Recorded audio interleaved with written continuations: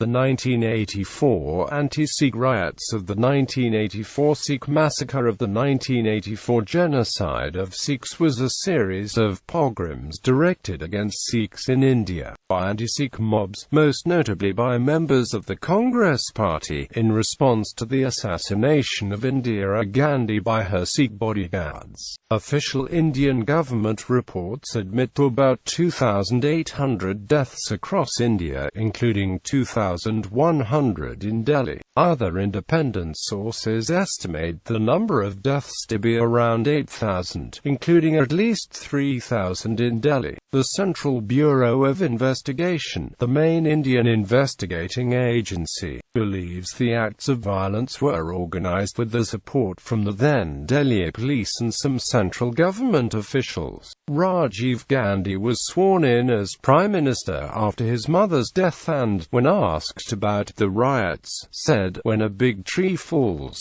the earth shakes."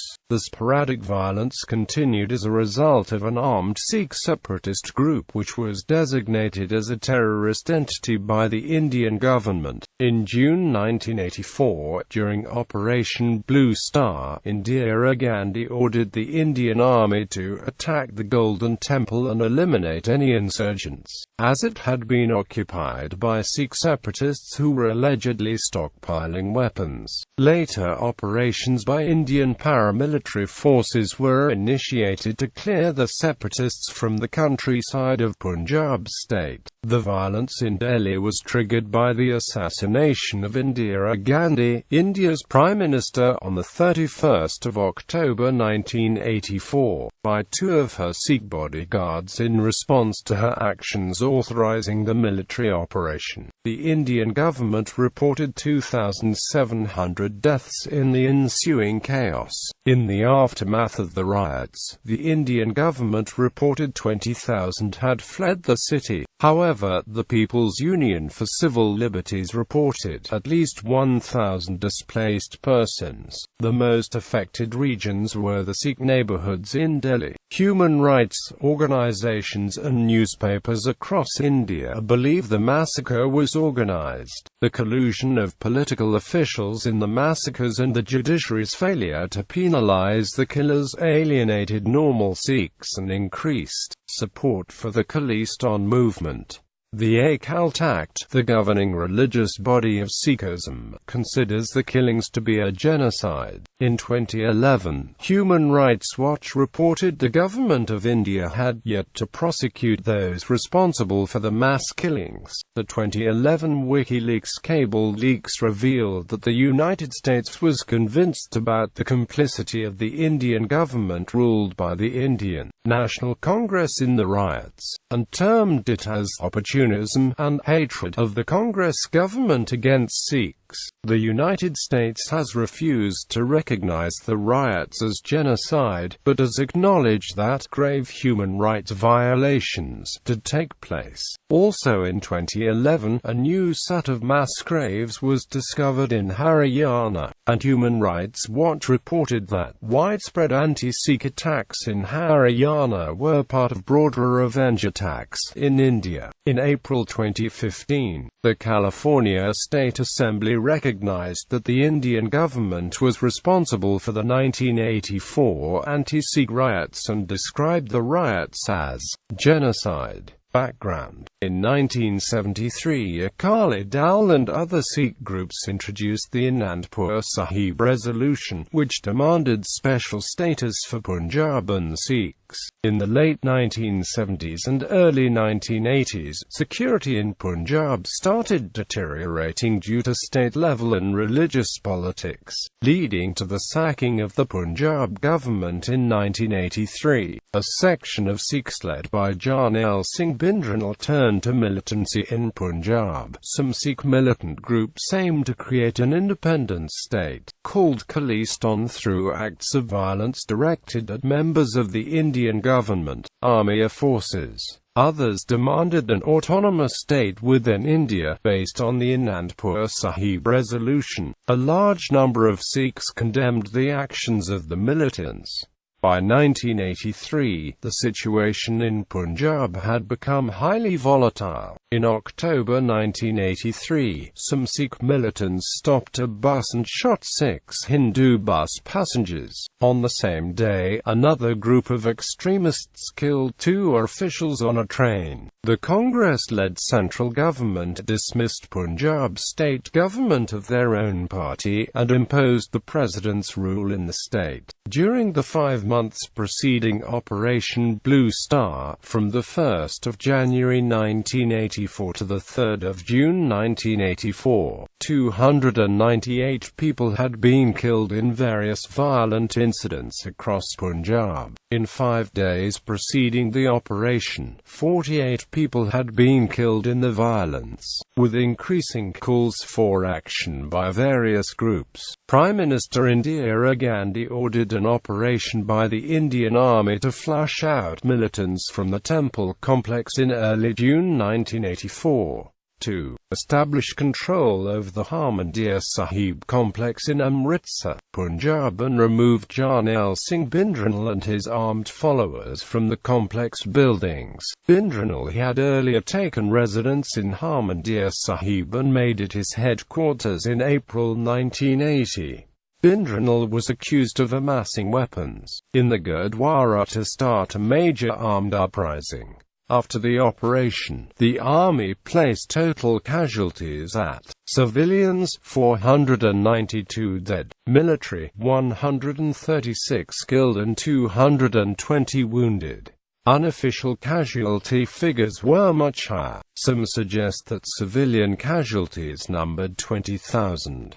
Mark Tully and Satish Jacob mention of use of tanks by the army at Sultanwind area against the civilian Sikhs marching towards Amritsar. The civilian casualties included Bhindranwale and his closest associate, the former Major General Shabeg Singh. The operation caused widespread damage to structures in the temple complex with total destruction of the Akal Takht temple. It also led to protests by Sikhs all over India and the world. The calls for revenge for the desecration eventually led to the assassination of Mrs. Gandhi by 2 of her own bodyguards on the 31st of October 1984 and the subsequent anti-Sikh riots.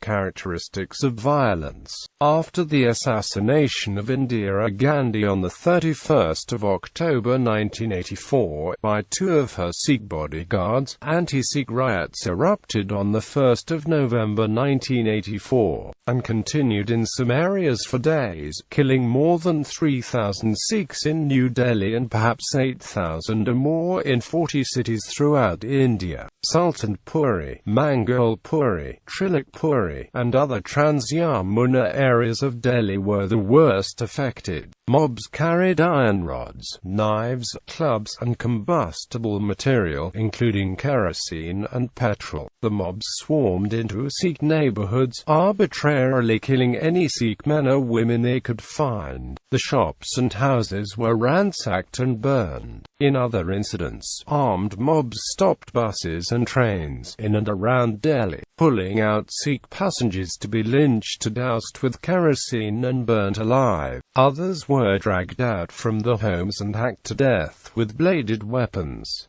Sikh women were reportedly gang-raped. Such wide-scale violence cannot take place without police help. Delhi police, whose paramount duty was to upkeep law and order situation and protect innocent lives, gave full help to rioters who were in fact working under able guidance of sycophant leaders like Jagdish-Hitler and HKL Bargat. It is a known fact that many jails, sub-jails and lockups were opened for 3 days, and prisoners, for the most part hardened criminals, were provided fullest provisions, means and instruction to teach the Sikhs a lesson. But it will be wrong to say that Delhi police did nothing, for it took full and keen action against Sikhs who tried to defend themselves. The Sikhs who opened fire to save their lives and property had to spend months dragging heels in courts afterwards. Jagmohan Singh Gumi, the Tribune. These riots are alternately referred to as pogroms, massacres or genocide. meetings and distribution of weapons. On the 31st of October, the crowd around the All India Institute of Medical Sciences began shouting for vengeance with slogans such as "Blood for Blood," and turned into an unruly mob. At 17:20, President Zail Singh arrived at the hospital and the mob outside stoned his car. The mob began assaulting Sikhs by stopping cars and buses to pull Sikhs out of them and burn them. The violence on the 31st of October was restricted to the area around the AIIMS and did result in many Sikh deaths. People in other parts of Delhi reported the neighborhoods were peaceful. Throughout the night of the 31st of October and morning of the 1st of November, Congress leaders met with local supporters to distribute money and weapons. Congress Party MP Sajan Kumar and trade union leader Lalit Maken handed out 100 rupee notes and bottles of liquor to assailants. On the morning of the 1st of November, Sajan Kumar was seen holding rallies in at least the following Delhi neighborhoods: in Palam Colony from 6:30 to 7 o'clock, in Kiran Gardens from 8 o'clock to 8:30, and in Sultanpuri from around 8:30 to 9 o'clock. In Kiran Gardens at 8 a.m., Sajan Kumar was seen distributing iron rods from a parked truck to a group of 120 people and instructing them to attack Sikhs, kill them, and loot and burn their properties. At an undefined time in the morning of the 1st of November, Sajan Kumar led a mob of people along the Palam Railway main road to the Mangalpuri neighborhood, where the crowd answered his calls with chants of "Kill the Sardars" and "Indira Gandhi is our mother and these people have killed her." In Sultanpuri, Moti Singh, a Sikh who had served in the Congress Party for 20 years, heard Sajan Kumar give the following speech: "Whoever kills the sons of the snakes, I will reward them. Whoever kills Roshan Singh and Bagh Singh will get 5,000 rupees each and 1,000 rupees each for killing any other Sikhs. You can collect these prizes on November 3rd from my personal assistant Jaichand Jamada." The CBI recently told the court that during the riots Sajan Kumar had said that not a single Sikh should survive. It also said that Delhi police kept its eyes closed during the riot as it was pre-planned. In the neighborhood of Shakipur, Congress leader Shyam Tiger's home was used as a meeting place for an undefined number of people. H.K.L. Bhargat, the Minister of Information and Broadcasting, distributed money to Bhoop Tyagi, Shyam Tiger's brother, and ordered him to keep these 2,000 rupees for liquor and do as I have told you. You need not worry at all. I will look after everything. During the night of the 31st of October, Balwan Kokka, a local Congress Party leader who was later implicated in the ensuing massacre, held a meeting at the ration shop of Pandit Harkesh in the Palam colony. At 8:30 on the 1st of November, Shankar Lal Sharma, an active Congress Party supporter, held a meeting at his shop where he formed a mob and had the people swear to kill Sikhs. The chief weapon used by the mobs, kerosene, was supplied by a group of Congress Party leaders who owned filling stations. In Sultanpuri, Ramanand Gupta, the president of the A4 bloc Congress Party, distributed oil while Congress Party MP Sajan Kumar instructed the crowd to kill Sikhs and to loot and burn the properties, as he had in other meetings throughout New Delhi. In much the same way, meetings were held in places like Cooperative Colony in Bokaro, where P.K. Tripathi, president of the local Congress Party and owner of a gas station in Naramore, provided kerosene to mobs. Asim Srivastava, a master's student at the Delhi School of Economics, described the organized nature of the mobs in an affidavit submitted to the Mitra Commission. "The attack on Sikhs and the property in our locality appeared to be an extremely organized affair. There were also some young men on motorcycles who who were instructing the mobs and supplying them with kerosene oil from time to time. On more than a few occasions we saw auto rickshaw arriving with several tins of kerosene oil and other inflammable materials such as jute sacks. A senior official at the Ministry of Home Affairs informed journalist Ivan Ferrer that an arson investigation of several businesses burned in the riots had uncovered an unnamed combustible chemical whose provision required large-scale coordination. Eyewitness reports confirmed the use of a combustible chemical besides kerosene. The Delhi Sikh Gurdwara Management Committee later identified 70 affidavits which cited the use of a highly flammable chemical in its written arguments before the Mithra Commission. Use of voter lists by the Congress Party. On the 31st of October, Congress Party officials provided assailants with voter lists, school registration forms, and ration lists. The lists were used to find the location of Sikh homes and business, an otherwise impossible task because they were located in unmarked and diverse neighborhoods. On the night of the 31st of October, the night before the massacres began, assailants used the lists to mark the houses of Sikhs with letter S. In addition, because most of the mobs were illiterate, Congress Party officials provided help in reading the lists and leading the mobs to Sikh homes and businesses in the other neighborhoods. By using the lists, the mobs were able to pinpoint the locations of Sikhs they otherwise would have missed. Sikh men not in the homes were easily identified by their distinctive turban and beard, while Sikh women were identified by their dress.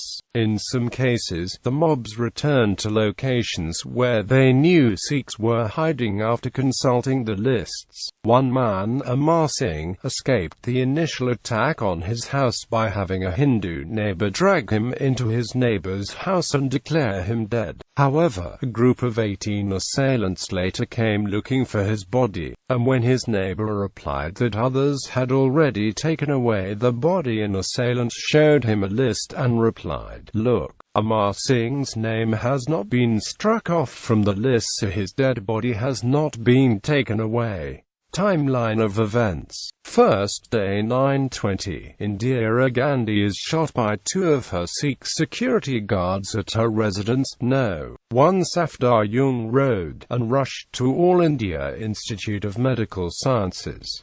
10:50. Indira Gandhi dies. 11 o'clock. All India radio listeners learned that the 2 security guards who shot Indira Gandhi were Sikhs. 1600. Rajiv Gandhi returns from West Bengal and reaches AIIMS.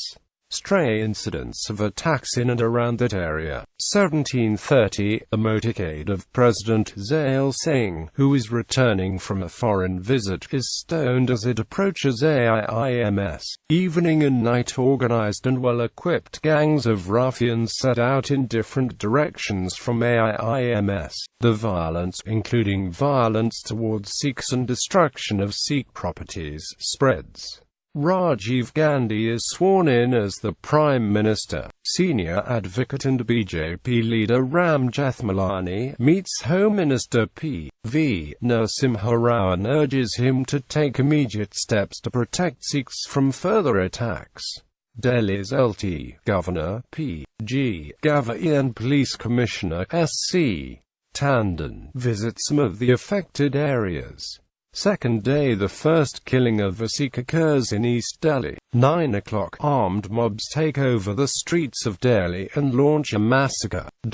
Among the first targets were Gurdwaras, the holy temples of Sikhs. The worst affected areas are low-income colonies like Trilikpuri, Shardara, Gita Colony, Mongolpuri, Sultanpuri and Palam Colony. The few areas where the local police stations take prompt measures against mobs see hardly any killings or major violence. Farsh Bazaar and Karol Bagh are 2 such examples. Third-day curfew is announced throughout Delhi, but is not enforced. The army deployed throughout Delhi too, but ineffective because the police did not cooperate with soldiers. Mobs continue to rampage. Fourth day violence continues. By late evening, the National Army and local police units work together to subdue the violence.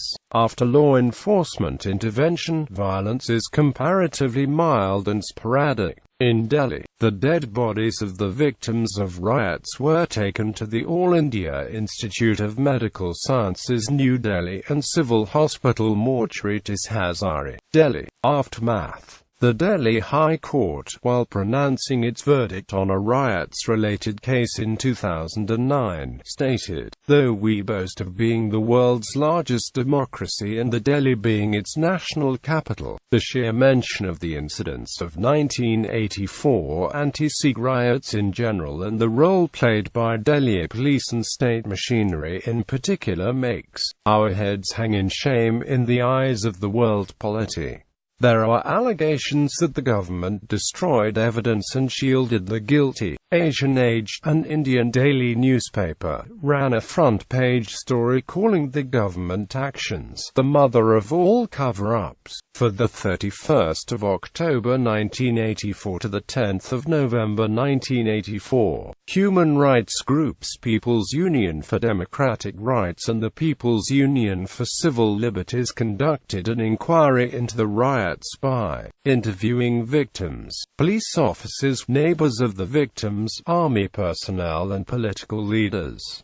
In the joint report, entitled "Who Are the Guilty?", they concluded, the attacks on members of the Sikh community in Delhi and its suburbs during the period, far from being a spontaneous expression of madness and of popular grief and anger at Mrs. Gandhi's assassination as made out to be by the authorities, were the outcome of a well-organized plan marked by acts of both deliberate commissions and omissions by important politicians of the Congress at the top and by authorities in the administration. Eyewitness accounts obtained by Time magazine state the Delhi police looked on as rioters murdered and raped, having gotten access to voter records that allowed them to mark Sikh homes with large X's, and large mobs being bused into large Sikh settlements.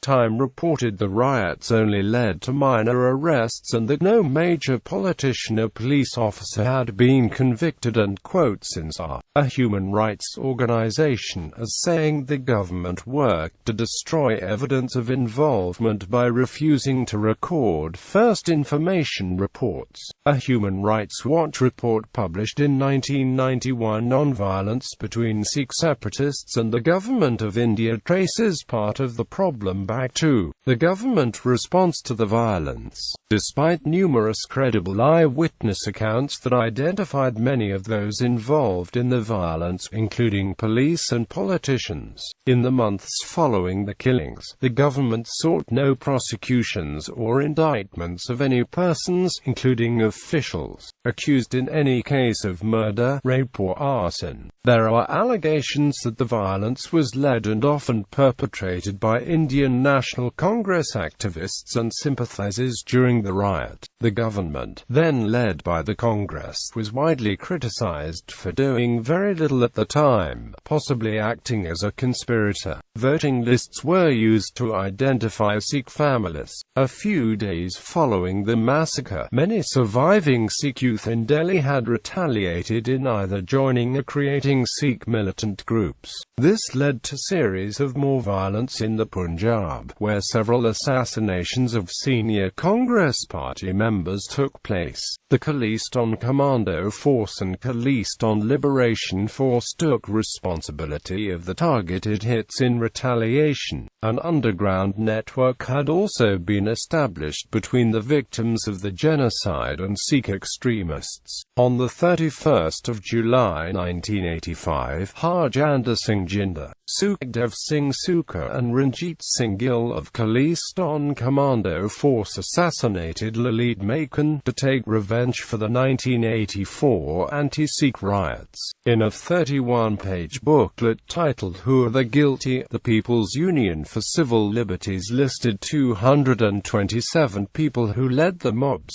Lalit Maken's name was third on the list. Harjinder Singh Jinder and Sukhdev Singh Sukha also assassinated Congress leader Arjan Das because of his involvement in the 1984 anti-Sikh riots. Arjan Das's name appeared in various affidavits submitted by Sikh victims to the Nanavati Commission, which was headed by Justice G.T. Nanavati, retired judge of the Supreme Court of India. Convictions in Delhi: 442 of the rioters were convicted by the courts. 49 of these were sentenced to the life imprisonment, and another 3 to imprisonment of more than 10 years. 6 Delhi police officers were punished for lapses during the riots. In April 2013, the Supreme Court of India dismissed the appeal of 3 convicts who had challenged the High Court's decision to award them life sentence. In April 2013, the Kakaduma District Court in Delhi convicted 5 people: Balwan Kakar, Mahendra Yadav, Kishan Kakar, Gurdari Lal and Captain Bagmal, for inciting a mob against the Sikhs in the Delhi cantonment area. It acquitted the Congress leader Sajjan Kumar in the same case, leading to protests.